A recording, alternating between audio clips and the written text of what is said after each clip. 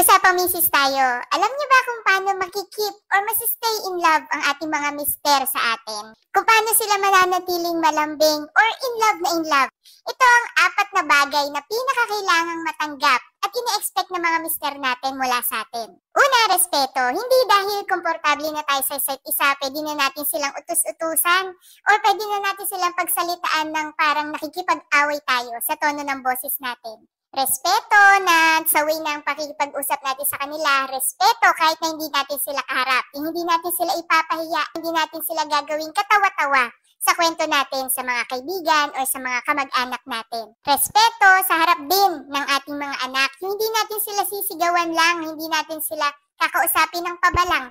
Dahil bilang lalaki, kailangan nga ng mga asawa natin na ipakita natin sa kanila na kahit na tayo ay partner nila, ay kailangan pa rin natin silang irespeto. Pangalawa, isa sa pinaka-importante na kailangan din nila matanggap mula sa atin ay encouragement. Kailangan mapakita natin yung pagsuporta natin o yung pag-push natin sa kanila at pagtitiwala na kaya nila. Yung alam niyo, yung meron silang mga plano, meron silang kailangan pagdesisyonan.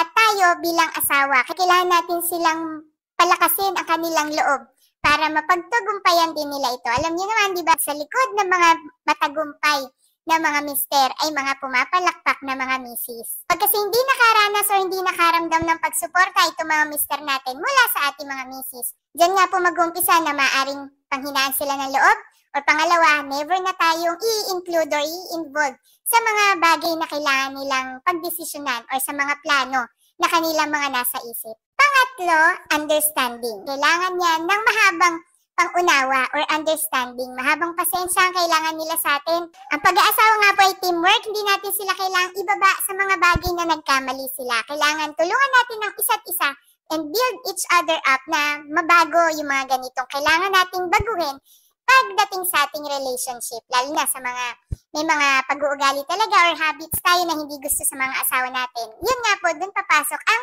malalim na communication. Yung kailangan parehas kayo nagkakaintindihan, tumatanggap ng mali, parehas kayong willing na magbago. At ang panghuli, kahit na nga may mga strong personality or may mga ego itong mga mister natin, hindi dapat mawawala ang affection.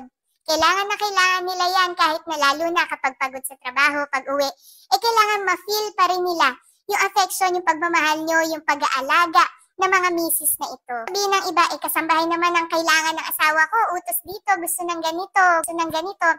Pero hindi po, ang kailangan po ng asawa ninyo ay affection o yung pag-aalaga ninyo. Yung pagsilbihan na pagtimpla ng kape sa umaga, ipaghain ng kanilang kakainin or konting masahe, yung maramdaman nila na nandyan kayo bilang asawa. Kung para sa pagmamahal naman, hindi po natin yan dapat iniisip na inaalila tayo. Tandaan po ang 4 na bagay na kailangan ibigay sa asawa to keep your husband at para manatili silang in love sa inyo despite ng long years ng inyong pagsasama. Respeto, encouragement, understanding, at affection. Usapang